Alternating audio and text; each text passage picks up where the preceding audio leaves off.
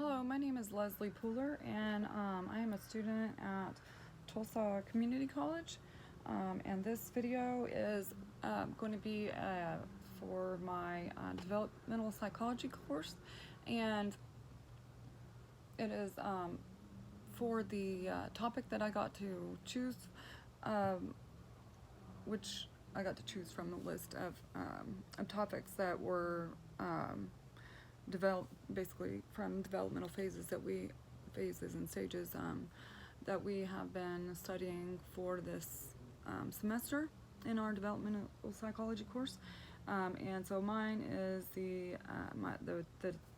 phase that I chose was stage is the biosocial development of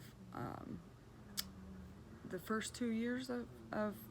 life from birth to 24 months. And I chose this one because I feel like it's very fascinating how much development and growth takes place during this phase, essentially more than any other stage in life of development. And then also I think it's pretty important to realize and to learn and know just how both resilient and fragile children can be at this age, from birth to 24 months old. I learned a lot of that myself through parenting, but also I learned even more just from being assigned this assignment. So pretty interesting stuff that I got to learn. This is just kind of like a picture that I drew on this dry erase, kind of like what they show you whenever you take your kids to the doctor, and you have all of these checkups for the first 2 years, and they gradually start to slow down with time, but they have so many in the beginning because it is such a critical period for growth and development, and so of course wanting to catch any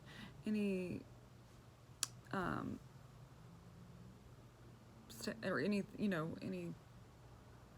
signs of potential problems with the baby is something you'd want to do to catch very early on, because that can help prevent the problems from going on for a prolonged period of time, or sometimes even going on, being a permanent problem for the child that spans their entire duration of their life. So anyhow, usually, like whenever and I guess I really didn't even realize just how significant this was, but of course I knew it was important, but I just didn't really realize all the details until this course and this assignment. And so essentially what this is just like a kind of like a very simple drawing of what the charts look like when they show you where your baby is on the scale, like on the growth scale, in comparison to other children. And usually what they'll do is they'll show, it's like, this is your, I think this is, yeah, it would be weight, like in pounds down the side here, and then in months across the bottom is the child's age, and then they'll usually mark where the baby is on the the graph comparatively to other children with the same, with male or female, anyhow. So they show you that, and the other things, just like the height, the weight, and the measuring their head, and all the other things that they do, and their reflexes and that kind of thing, and they go over everything like that with you at each appointment, wherever the baby is in the process of their their developmental stage at that time. The two theories that we have really spoke about or learned about, I guess, in this course are two of the theories are one, or they're very, they're very, actually two very significant psychologists that have contributed a great deal to the world, to the field of psychology, and that is Piaget. He has come up with a theory on development, and for the first developmental phase in Piaget's theory is 1 out of 4 phases for his theory, and this is the first 2 years, from birth to 2 years, is called the sensory motor phase, and that is basically like where a baby, is learning things based on their understanding of the world through like senses and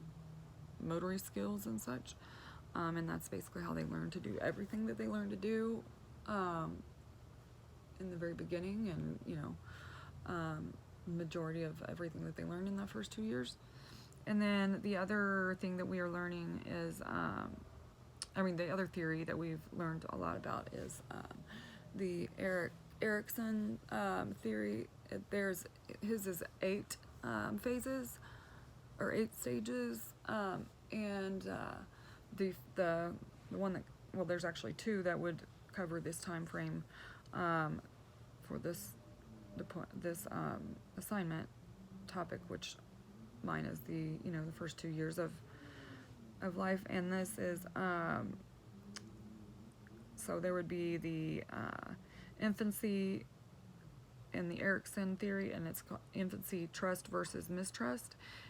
and then the toddler phase, which is the autonomy. I don't know, I can't say that word right now, versus shame and doubt phase. And those are 2 phases that that basically a healthy person would go through, and then move on to the next the next stage of development, and go and go through all 8 as they progress through the development, their development through life. And until I did the research for this assignment, the paper, and we had a paper assignment as well, but coordinate with the video, I honestly did not know that neglect and basically neglect and malnutrition is a more severe has a more severe has more significant impact on the baby, and can have much more significant harm that can be caused to the baby, more than any other form of abuse or neglect, or malnutrition and things like that. Any of that, all encompassing the neglect is has the more significant impact on the baby. So one thing I wanted to share real quick here is the last thing basically that I'll share is the studies have shown how significant the mother and baby interaction is in children and children's development, so much so that the child's intellectual growth is directly impacted by the mother's emotions. Whether a mother is happy or sad, the baby can differentiate just 2.5 months, after they're born. The baby's joy and exploratory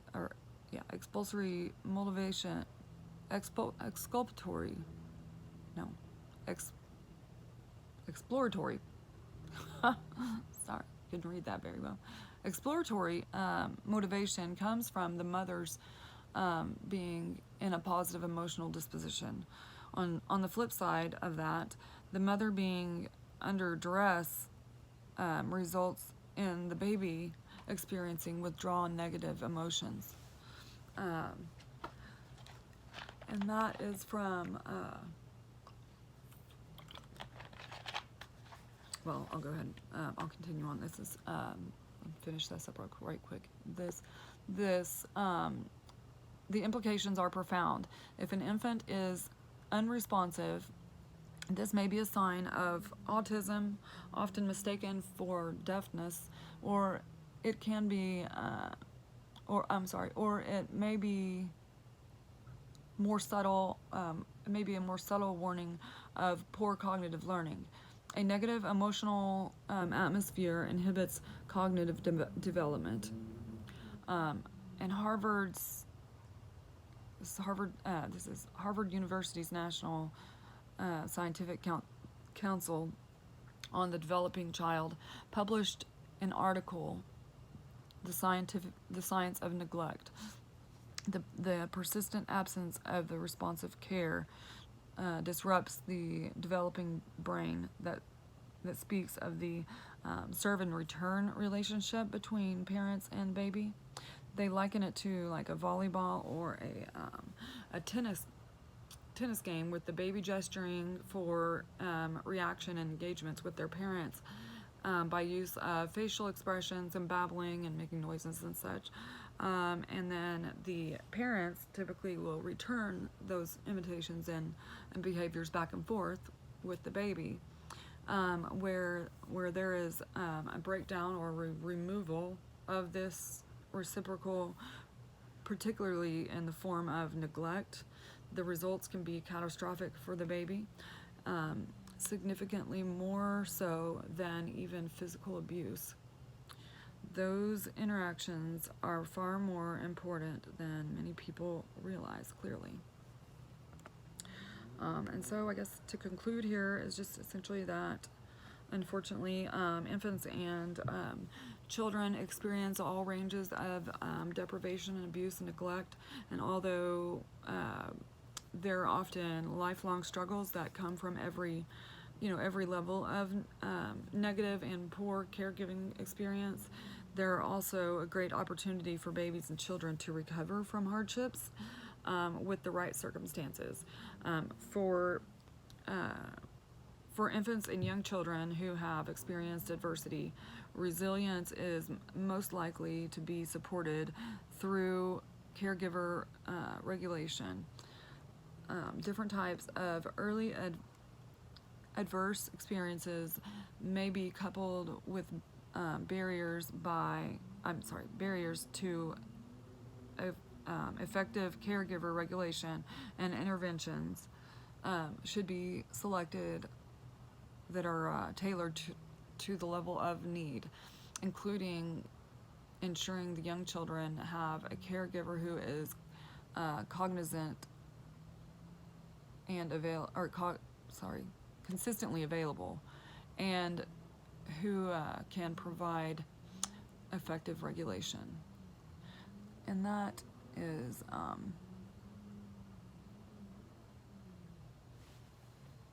clearly evident, of just how important it is that we catch these things and make sure to take babies in for their checkups and whatnot with the doctor, and ensure that they get everything that they're needing while they are in our care. There is certainly far more,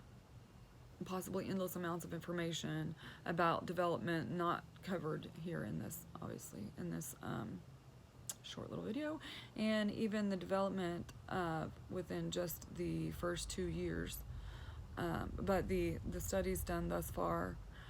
over this early stage of biosocial development in the first 2 years of life have shown itself to be a vital time frame to study both positive and negative impacts on children from the effects of nurture and nature, both positive and negative effects of them. And thank you so much for watching, and I hope you learned something.